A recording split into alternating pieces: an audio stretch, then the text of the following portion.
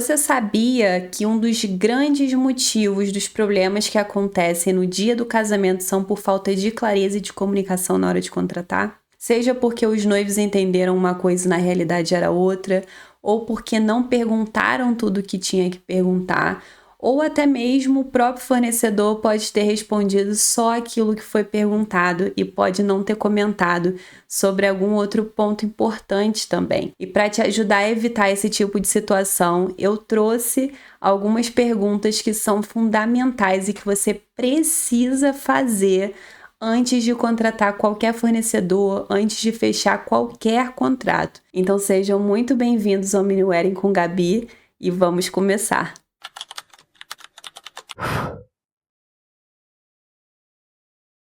E antes da gente passar para as perguntas, eu queria compartilhar com você algumas premissas que são muito importantes quando o assunto é fornecedor.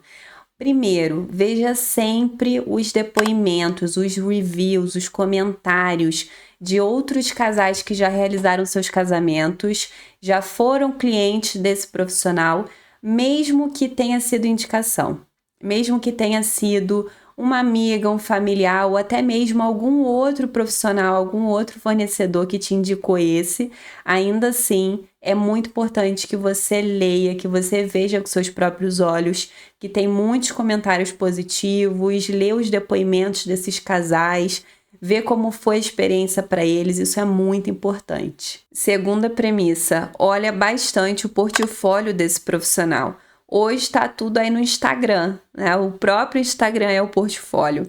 Então, principalmente se tratando de foto e vídeo, você precisa olhar quantas vezes forem necessárias. Por quê? Às vezes é um excelente profissional, às vezes esse fornecedor é muito bem reconhecido, tem um excelente trabalho, mas não está alinhado com o seu gosto. Então, se tratando de foto e vídeo principalmente, mas isso se aplica a qualquer fornecedor. Bolo, doces bem casados, decoração, lembrancinha, você precisa ver o trabalho dessa pessoa. A terceira premissa é você ter muita clareza da posição desse fornecedor no seu ranking de prioridades, para te ajudar na decisão. Quando você receber o orçamento, dentro da sua realidade, você vai entender se aquilo é um bom custo-benefício de acordo com a sua lista de prioridades. Se aquele profissional está dentro do grupo daquilo que é essencial para você, naturalmente você vai estar disposta a investir um pouquinho mais se for necessário para ter um serviço de extrema qualidade que atenda exatamente as suas expectativas, porque aquele profissional está dentro do seu grupo dos essenciais. E pode acontecer o contrário também. Pode ser algum profissional que não esteja no seu grupo dos essenciais, pode estar no seu grupo dos negociáveis, que são os fornecedores que você gostaria de ter, mas que não chegam a ser essenciais. Ou seja, se no final das contas você não conseguir ter esse profissional, tá tudo bem por você. Quarta premissa, faça questão de um contrato muito bem detalhado. O que precisa ter de informação ali? Tudo que foi combinado, tudo que foi contratado nos mínimos detalhes. Tanto em relação ao serviço, quanto em relação aos pagamentos, em relação a tudo que vocês conversaram na hora de contratar esse profissional. E a última premissa é formalizar tudo por e-mail. Tudo que vocês conversarem, que vocês combinarem, que vocês alinharem durante o planejamento, cada profissional atende N casais. Então não dá para gravar tudo na cabeça e depois também, depois de alguns meses, algumas semanas, trocando informação com aquele profissional pelo WhatsApp, por exemplo, pode ser que passe ali alguma informação desapercebida em algum momento. Por isso que eu gosto muito e pratico muito essa última premissa de formalizar tudo por e-mail. E você pode ter certeza que essa organização vai ser muito boa para vocês e também para o profissional. E agora nós vamos para as perguntas que são gerais, ou seja, servem para praticamente todo tipo de fornecedor. Pode ter um ou outro que você vai eliminar alguns pontos, algumas perguntas, mas no geral servem para todos os fornecedores. Normalmente os profissionais eles enviam um PDF de apresentação e às vezes até já vai o orçamento ali antes de ter uma reunião com os noivos, antes dessa conversa existir. Então, na maioria das vezes, vocês têm essa oportunidade de ler esse material antes, de ver com mais detalhes o que está incluído e tudo mais. E a primeira pergunta, que é a básica, é vocês confirmarem o que de fato está incluído e o que seria um extra, o que seria por fora. Então, por mais que nesse PDF já tenha todos os detalhes, confirme com o fornecedor se vocês entenderam corretamente. Pelo que eu entendi da sua proposta, o que de fato está incluído é isso, isso, isso, isso e isso.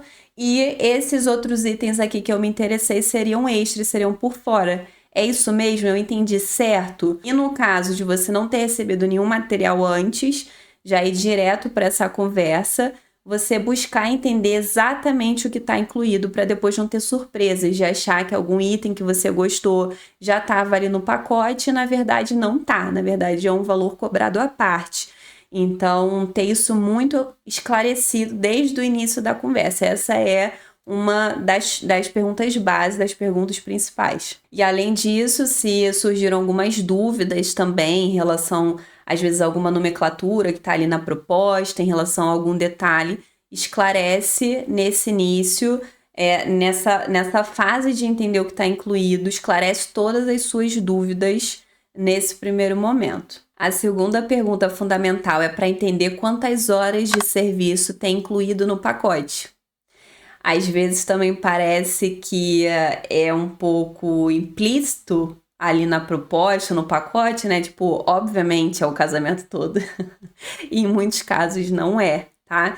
Eu já vi com os meus próprios olhos noivos contratando, por exemplo, banda, achando que estava contratando música para a festa toda, e na realidade eram 3 horas de serviço, que é muito comum, né? A banda serem 3 horas de serviço incluído, e o casamento tinha 5 horas, então ia ficar 2 horas sem música.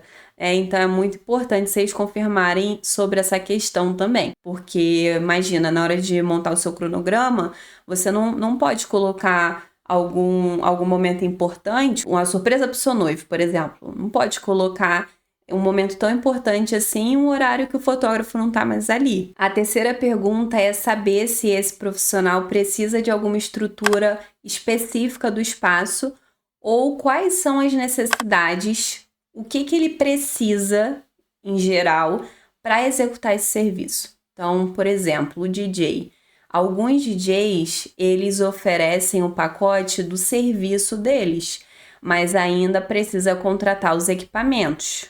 Você ainda tem que ver isso por fora. Ele pode te ajudar, te indicando um outro profissional, por exemplo, mas nesse caso seria sua responsabilidade. Nem todo DJ faz isso, mas alguns fazem. Alguma atração, por exemplo, um totem de fotos, é muito comum que te peça um ponto de energia, por exemplo. Às vezes um caricaturista, ele vai te pedir 2 cadeiras, um ponto de iluminação e mais alguma coisa, né? Ou seja, é muito comum que os fornecedores eles tenham certas necessidades para estar executando o serviço. Pode ser ponto de energia, pode ser algum tipo de mobiliário, pode ser uma área quadrada específica que eles precisam, pode ser N coisas. Então pergunta também para depois você não acabar tendo uma surpresa. Imagina, você contrata o DJ achando que tá tudo certo, e aí na semana do casamento que ele te pede ali o horário que vai chegar os equipamentos, você fica sem entender nada. Então, você precisa ter todas essas informações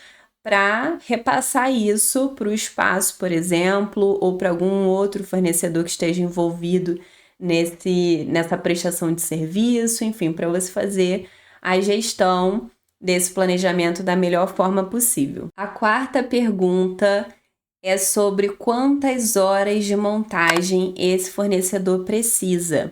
Você também tem que considerar isso no seu planejamento, no seu cronograma, principalmente se o seu casamento foi um horário pela manhã, que existe uma janela, um intervalo de montagem bem menor de quando o casamento é no final da tarde, à noite. Então, você precisa entender com cada fornecedor quando se aplica, né? Então, em certos casos, o horário de montagem não se aplica, mas, por exemplo, a decoração, principalmente, banda, DJ, algum entretenimento que já precisa ter sua estrutura montada desde o início do evento, o próprio buffet, se for um buffet externo, não for do próprio local. Então, entender com cada fornecedor que precisa desse tempo de preparação, entender quantas horas seriam para você também contabilizar isso no seu cronograma de montagem do casamento. Quinta pergunta: quantas pessoas vão ter na equipe durante a prestação do serviço no casamento? Para que você precisa saber disso? Por uma razão muito simples. Todos esses profissionais, todas essas pessoas das equipes precisam se alimentar e se hidratar durante o casamento, durante a prestação desse serviço. São muitas horas de trabalho.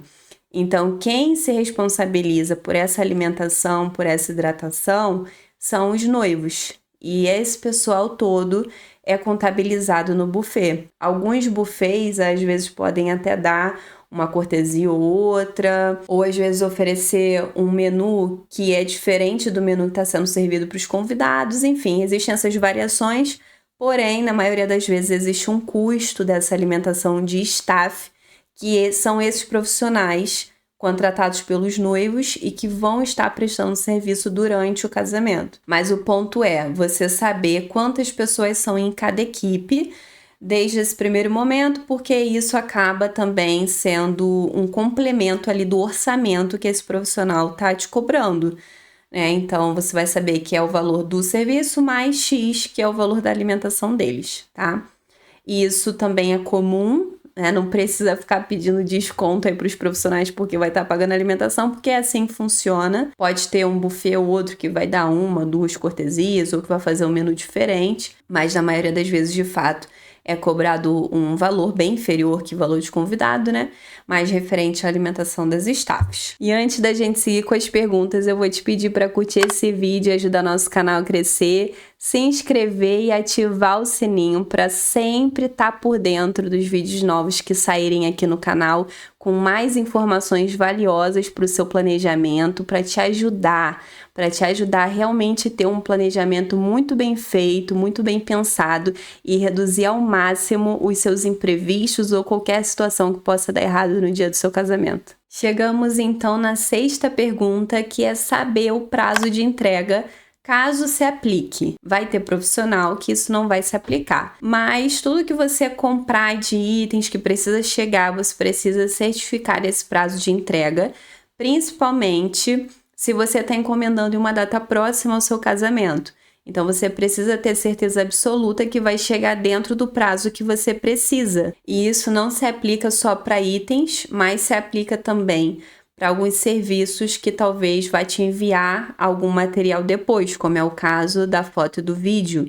Então, às vezes, esse detalhezinho passa desapercebido até mesmo no contrato. Às vezes, o próprio fotógrafo coloca lá no contrato o prazo para entregar o álbum fotográfico, para entregar as fotos. E os noivos, naquela euforia já de ter contratado, ter resolvido, às vezes até aquela preguicinha de ler 500 folhas de contrato, acaba não prestando atenção. Então, pergunta também qual é o prazo de entrega dessas fotos, do álbum físico, se tiver o álbum físico, do vídeo já editado, de tudo certinho, porque muitas das vezes os casais têm uma expectativa que já vai receber logo ali nas próximas semanas do casamento, e na realidade pode demorar muito mais do que isso. Então, para vocês também estarem cientes e depois não acabar ficando ansiosos ou frustrados por esse motivo. A sétima pergunta é saber de que forma e em que momento vai ser feito um alinhamento antes do casamento. Até rimou tudo, né?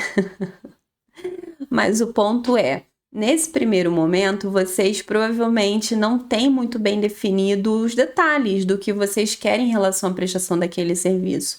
Que horas, às vezes tem que escolher algum detalhe, alguma música, algum detalhe para a prestação daquele serviço, e vocês ainda não têm isso muito bem definido porque vocês acabaram de começar a planejar.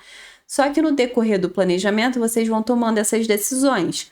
E aí aqui entra a questão que eu falei de estar sempre alinhando por e-mail, porém é muito importante que vocês tenham um alinhamento final, um alinhamento geral antes do casamento. E aí entender se isso vai ser feito de fato por e-mail, se vai ter uma reunião de chamada, se vai ser presencial, ou até mesmo se esse fornecedor precisa fazer uma visita no local, e aí nessa própria visita vocês já vão ter um alinhamento, como é que vai funcionar, de que forma, mas se certificar de que vocês vão ter esse momento antes do casamento com esse profissional, com esse objetivo de falar especificamente sobre a prestação do serviço em si, sobre o alinhamento desses detalhes para a prestação do serviço. Agora eu vou fazer um combo de subperguntas relacionadas a todos os fornecedores que o preço varia de acordo com o número de convidados. Então, a gente está falando do quê? Do buffet, do bolo, dos doces, do bem casado, das lembrancinhas, lá na decoração, da mesa posta, dos guardanapos, das taças, enfim, tudo que variar de acordo com o número de pessoas, existe um combo de perguntas que são importantes. Então, primeiro, confirmar se de fato vocês podem começar o contrato com o número X e depois incluir mais convidados, mais unidades, maior quantidade daquele item. Depois, qual o valor para incluir esses convidados extras? Se é o mesmo valor que você está pagando agora por pessoa ou se é um valor superior. Como é que funciona essa questão